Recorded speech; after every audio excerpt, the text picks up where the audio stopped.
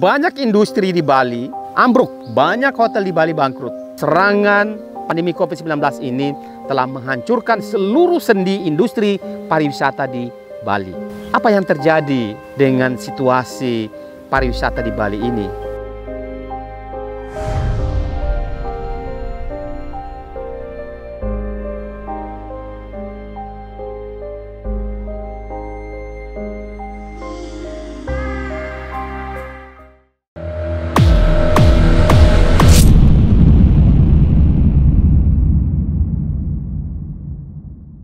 Tiga hari sudah ekspedisi Gerakan Anak Negeri berada di Bali. Selama di Bali, kami mengeksplor beberapa objek penting dan akan kami sampaikan bagaimana kondisi objek-objek itu. Berangkat dari Bogor sampai tiba di Bali, kita membutuhkan waktu 24 jam. Kita melewati provinsi-provinsi yang menerapkan PPKM, dan Bali adalah salah satu provinsi dengan PPKM level 3 ketika kita masuk. Waktu kami masuk ke Bali, sepertinya kami bukan datang ke Bali. Kami tidak menemukan Bali. Bali benar-benar hilang ketika kami datang. Tempat-tempat yang luar biasa di kawasan Kuta, seperti Legian dan lain-lain itu, menjadi kawasan yang sangat horor malam itu. Kita tidak menemukan seorang pun di situ, apalagi turis-turis asing. Saya baru kembali lagi setelah 2 tahun setelah pandemi COVID-19 ini. Sebelum pandemi COVID-19 ini ketika saya di Bali, kawasan Legian, kawasan Kuta itu kawasan yang penuh sesak dengan turis-turis asing dari berbagai negara di dunia. Ditambah lagi wisatawan-wisatawan domestik Indonesia. Ini keadaan yang sangat memprihatinkan. Bali benar-benar sedang terpuruk jauh sekali ke dalam. Kuta yang ramai, Sanur yang luar biasa, itu kita tidak menemukan lagi selama 3 hari kami berada di Bali ini. Kami juga bertemu dengan pejabat politik di Bali, teman dari fraksi PDI Perjuangan menceritakan kondisi ini. Dan mereka mengakui betapa Bali sedang berada dalam satu kondisi yang luar biasa sulitnya. Tapi masyarakat Bali adalah masyarakat yang luar biasa juga. Mereka penuh kesabaran menghadapi dan menjalani hidup yang luar biasa sulit ini. Rombongan kami datang ke Bali, ekspedisi Gerakan Anak Negeri ini membawa misi utama. Jangan lagi menjadikan COVID itu sebagai musuh besar. Kalau kita masih menjadikan COVID sebagai musuh yang setiap hari kita hindari atau kita lawan dengan berbagai cara, maka kita akan terpuruk kolektif. Sama-sama kita akan terpuruk. Pejabat Bali itu mengatakan, ya mati suri, rame-rame. Karena itu kita bisa menembus dari Bogor, kita bisa melewati beberapa provinsi, dan kita dari Banyuwangi melalui Pelabuhan Ketapang, kita menyeberang ke Gilimanuk di Bali. Dan selama di Bali, kami datang ke beberapa objek wisata penting dunia yang ada di sana. Salah satu objek yang luar biasa itu adalah Pulau Nusa Penida. Kami datang ke Nusa Penida dari Sanur dengan menggunakan boat, dengan menggunakan kapal cepat. Sampai di dermaga Nusa Penida itu membutuhkan waktu 45 menit. Memang cukup jauh. Inilah kali pertama saya datang ke Nusa Penida. Ternyata Nusa Penida itu adalah, menurut saya, pulau anugerah. Pulau yang luar biasa. Pulau yang objek-objek wisata alamnya luar biasa di sana. Kami datang ke Broken Beach, satu pantai yang indah sekali. Kebetulan kami datang di situ masih pagi, tapi kami sangat betah di situ. Jika itu sore hari, ya kami akan berlama-lama di situ karena view-nya luar biasa, indahnya. Nah, dari situ kita juga datang ke satu objek wisata yang lain lagi, namanya Angel Billabong Beach. Dekat dari situ, luar biasa, batu-batu karang dengan pemandangan yang sangat indah. Broken Beach dan di Angel Billabong Beach, kami tidak menemukan satu orang pun turis asing di situ. Bahkan turis domestik pun hanya kami 12 orang di situ, ditambah dengan beberapa orang. Ya, ada dari Lampung, kemudian ada dari Jakarta. Hanya itu. Dari situ tetap kita masih berada di Nusa Penida. Ekspedisi ini datang ke satu beach, ke satu pantai, namanya Clinking Beach. Menurut saya, ketika belum sampai di situ, pantai terbaik itu adalah Broken Beach. Tapi begitu sampai di Clinking Beach, ternyata masih ada yang jauh lebih luar biasa lagi. Karena itu saya mengatakan bahwa Bali itu pulau anugerah. Di sebelah Clinking Beach itu ada satu pulau namanya Batu Sepatu. Pulau kecil, tapi indah sekali. Ya, pulau itu berlobang.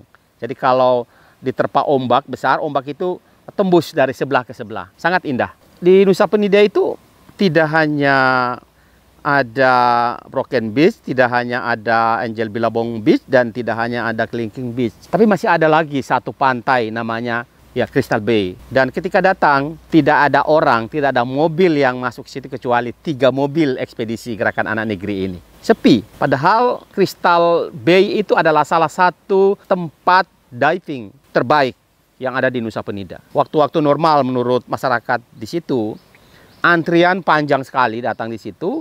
Kemudian halaman parkir itu tidak sanggup menampung kendaraan yang datang di situ. Tapi hari itu hanya ada 3 mobil, dan mobil itu adalah mobil ekspedisi Gerakan Anak Negeri. Di Broken Beach, cerita guide yang kami gunakan memandu kami selama berada di Bali untuk berfoto saja pada waktu-waktu normal itu harus antri paling cepat 45 menit baru bisa dapat giliran untuk foto. Kami datang di situ sesuka-suka, datang langsung foto, mau foto berkali-kali juga nggak masalah. Karena memang tidak ada orang. Apa yang terjadi dengan situasi pariwisata di Bali ini? Serangan pandemi COVID-19 ini telah menghancurkan seluruh sendi industri pariwisata di Bali. Masyarakat Nusa Penida itu satu pulau, dia kalau mau dibilang besar tidak besar, mau dibilang kecil juga tidak. Pulau itu penduduknya juga banyak. Masyarakat Nusa Penida yang dulu semua aktivitas adalah bagian dari industri pariwisata, semua mereka terlibat di dalam industri pariwisata, baik yang ada di Nusa Penida maupun yang ada di Bali. Ketika pandemi menghantam Indonesia dan juga Bali, maka masyarakat Nusa Penida kembali kepada kehidupan mereka yang dulu kala. Sebelum pariwisata di Bali itu benar-benar menjadi industri besar pariwisata Indonesia, masyarakat Nusa Penida itu adalah masyarakat pertanian. Mereka bertani, kemudian beternak ya secara tradisional, kemudian mereka juga nelayan. Nah, ketika pariwisata ambruk, diserang pandemi Covid ini, maka mereka kembali belajar bertani, belajar sebagai nelayan, belajar memancing, kemudian mereka juga belajar beternak. Jadi mereka kembali belajar akan kehidupan mereka yang dulu. Nah, inilah persoalan yang luar biasa yang saat ini sedang menghantam Bali. Saya mengatakan bahwa Bali itu sedang hilang. Bali itu sedang pergi entah kemana. Dan sekarang ini kita harus segera mengembalikan Bali sesungguhnya. Bali itu sepi saat ini.